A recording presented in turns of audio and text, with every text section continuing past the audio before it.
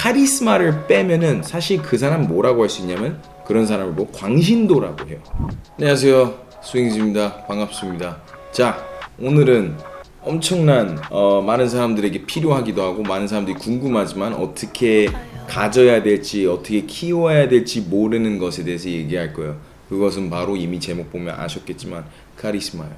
오케이, 카리스마가 뭔지 한번 먼저 얘기를 할게요. 카리스마는 쉽게 얘기해서 사람을 이끄는 힘이에요. 많은 사람들이 이제 카리스마 하면 떠오르는 여러 가지들이 있잖아요. 와, 저 사람 카리스마 쩐다, 포스 쩐다 이 말 하잖아요. 카리스마가 당연히 그런 포스도 중요하고 저 사람이 와 이렇게 멋있다 무섭다 하는 것도 중요한데 사실 알고 보면 카리스마의 범위가 굉장히 넓어요. 그래서 오늘은 총 굉장히 인기가 있고 흔히 볼 수 있는 카리스마 유형 4개에 대해서 소개를 하고 제 생각들을 얘기를 할 거예요. 오케이, 이제 4개 중에 먼저 첫 번째로 얘기할게요. 우리가 흔히 말하는 그 포스 있는 사람들이 갖고 있는 카리스마인데요. 그것은 바로 권위자 카리스마예요. 권위자 카리스마는 무엇이냐면은 일반적으로 그 보스 느낌 나는 사람들이 많이 가지고 있어요. 마이클 조던 정말 팀원들 대하는 거 보면 그 권위자 카리스마가 넘쳐요. 근데 이 모든 카리스마들은 사실 그 감성 안에 그 중심이 있어요. 더 쉽게 얘기해서 토대가 있어요. 이 받침대가. 그 기본적 감성이 무엇이냐면은 자신감이에요. 자신감 그리고 존재감, 이 두 개가 굉장히 중요해요. 이런 사람들은 일반적으로 우리가 봤을 때 남들한테 주는 기분이 있어요. 그게 뭔지 다 알 것 같아요. 예, 그것은 무엇이냐면 사람들을 굉장히 쫄게 해요. 굉장히 보면은 와 멋있다랑 무섭다랑 포스 쩐다 저 사람 어떡하지 하고 내가 이 사람 밑에 들어가는 기분이 굉장히 많이 들어요. 그래서 그게 굉장히 큰 파워예요. 왜냐면 사람들을 끌고 갈 수 있거든요. 멱살 잡고 캐리한다라는 말 들어봤죠? 끌고 간다 얘기 들어봤죠? 그게 바로 권위자적 카리스마예요. 근데 단점도 당연히 있어요. 딱 듣자마자. 왜냐면 누구는 누구 밑에 있는 걸 굉장히 싫어할 수가 있거든요. 오만해 보일 수가 있고 이기적으로 보일 수가 있고 폭력적으로 보일 수가 있고 그렇기 때문에 자칫하면 굉장히 쉽게 비호감이 될 수가 있어요. 그러니까 여러 사람들 떠올리면 돼요. 우리가 우리 인생 살면서 분명히 포스는 쩐데 뭔가 같이 하기 싫은 불편한 사람을 떠올리면 돼요. 오케이, 우리 회사 애들이 나 떠오르지 않았으면 좋겠다. 그래서 권위자 카리스마는 사실 또 중요한 것이 무엇이냐면 어떻게 가진지 우리가 알아야 되잖아요. 제일 중요한 것은 자신감이에요. 모든 카리스마에는 자신감이 너무 중요한데 다 있어야 되고, 근데 권위자 카리스마만큼 자신감 중요한 건 없어요. 엄청 중요해요. 자신감 넘쳐야 돼요. 왜냐하면 사람들을 누르고 다루는 거니까, 끌고 가는 거니까. 그래서 그걸 또 보여줄 수 있는 방법 중에 하나는 권위자 카리스마는 사실 의상이 굉장히 중요해요. 명품을 입는다든지 쉽게 구하지 못하는 옷을 입는다든지. 생각해보세요. 막 부족에 있는 추장들 봐요. 막 깃털이 이만하게 하고 막 어깨 더 넓어 보이게 하는 옷만 입고 막 장군이라든지 뭐 보스라든지 이런 사람들은 그렇게 옷을 입는 게 다 이유가 있는 거예요.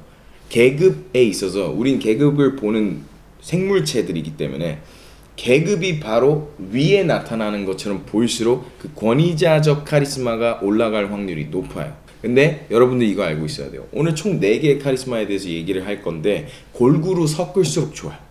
골고루 이걸 다 갖춘 사람일수록 흔히 말하는 스타가 돼요. 자기가 어떤 분야에 속해 있든. 자, 이제 두 번째 카리스마로 넘어갈게요. 굉장히 흥미로운 카리스마고요. 영어로는 visionary charisma라고 하는데 선지자적 카리스마라고 할 수 있어요. 선지자 카리스마. 자, 선지자들 특징이 무엇이냐면 신이 어떤 사람한테 계시와 능력을 준 사람들이에요. 그래서 미래를 내다볼 줄 알고 그 미래를 향해서 사람들을 끌고 가는 걸 얘기해요. 네, 그래서 또 생각나는 사람이 있을 수 있어요. 스티브 잡스. 현대에서 가장 떠오르는 인물 중에 하나예요. 저는 선지자적 카리스마를 하면은 그 사람 생각해보세요. 그냥 아무 상자 갖고 온 다음에 야 이거 봐, 이게 우리의 미래를 다르게 만들 거야. 자, 너네 막 옛날에 저런 2G 핸드폰 사용했지? 이건 달라. 이건 버튼도 없어. 이거 뭔지 알아? 이건 그냥 이렇게 딱 치면은 화면이 바뀌어. 그리고 너 전자사전 갖다 버려. 너 내비게이션 갖다 버려. 이 상자 하나면 돼. 응? 이 상자 하나면 돼. 이런 식으로 얘기를 했단 말이야. 근데 그거는 아이폰 혹은 스마트폰 이런 게 혁명화 되기 전에, 이게 세상에 제대로 출시되기 전에 이 사람이 그렇게 얘기를 한 것이잖아요. 미래를 보고 엄청난 신념을 갖고 그거를 다른 사람들한테 심은 능력이죠. 그러니까 카리스마를 빼면은 사실 그 사람 뭐라고 할 수 있냐면 그런 사람을 보고 광신도라고 해요. 광신도라고 쉽게 불려요. 그러니까 너는 네가 하는 말이 하나도 설득력이 없어. 넌 그냥 미친놈이야. 스티브 잡스 같이 카리스마가 이게 첨가가 되면 아주 작은 차이인데 그거 하나 때문에 몇십, 백조 사업 그 이상을 만들 수가 있는 거죠. 근데 선지자적 카리스마에는 장점이 물론 엄청나게 많아요. 사람들을 믿게 해요. 사람들을 움직이게 해요. 굉장히 크게 움직이게 할 수 있어요. 굉장히. 근데 단점도 있어요. 이 종교계 그런 사람들이 많죠. 선지자적 카리스마가 강한 사람들이 아무래도 눈에 보이지 않는 것에 대해서 얘기를 해야 되는 사람들이니까. 자, 짐 존스라는 사람이 있었어요. 미국에 있는 목사였고 이 사람은 얼마나 선지자 카리스마 쩔었냐면은 자신이 이제 체포되기 전에 자신의 신도들을 몇백 명을 남미로 데리고 간 다음에 집단 자살하게 했어요. 몇백 명을 자기랑 함께. 사람들은 그를 믿었던 거죠. 광신적으로 믿은 거죠. 그 사람은 그만한 파워를 갖고 있었어요. 이게 단점이에요. 자칫하면 사람들을 막가게 할 수 있어요. 또 단점 하나 무엇이냐면은 너무 융통성 없는 사람으로 보이게 할 수 있어요. 그냥 이거야 조용히 해. 그냥 내 말이 맞아. 그냥 이거야. 예. 그래서 선지자적 카리스마를 가진 사람들은 이 부드러움과 함께 가야지 사람들을 더 데리고 갈 수가 있어요. 좋아, 이제 세 번째 카리스마에 대해서 얘기를 할게요. 네, 그것은 바로 무엇이냐? 집중 카리스마. 집중 카리스마는 상대적으로 누구나 갖기가 제일 쉬운 카리스마예요. 4개 중에. 그냥 상대방의 얘기에 집중하면 돼요. 상대방에 대해서 온전히 내 정신을 집중시키는 것이에요. 그러니까 쉽게 얘기하면 여기 마이크가 있거든요. 제가 마이크의 얘기를 이렇게 듣고 있는 거예요. 제 표정을 보세요.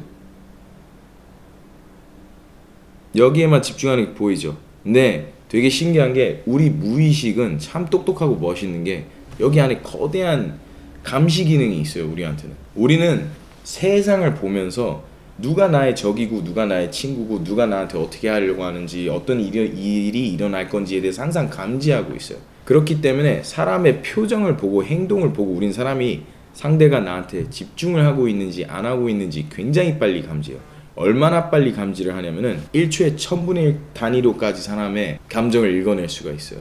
즉 우리는 무의식 중에 상대방이 나한테 거짓말을 하고 있는지 사실을 얘기하는지 알 수 있어요. 내가 만약에 내 에너지를 써서 상대방한테 집중하고 있다라는 느낌을 주면은 이게 굉장히 파워풀해요. 상대방이 내가 집중하는 것을 알면은 자기가 한 말을 내가 들었다는 것 때문에 나랑 관계가 원활해져요. 그리고 나는 더 커져나갈 수 있어요. 근데 장단점 있죠. 모든 카리스마는. 자, 장점은 드리는 힘에 비해 효과가 굉장히 큰 게 장점이에요. 오케이? 단점은 또 하나 있어요. 여러 개가 있겠죠. 그 중에 하나는 무엇이냐면 너무 집중하면 안 돼요. 너무 집중하면 어떤 느낌이냐면 잘 봐요. 제가 카메라를 굉장히 부담스럽게 한번 쳐다볼게요.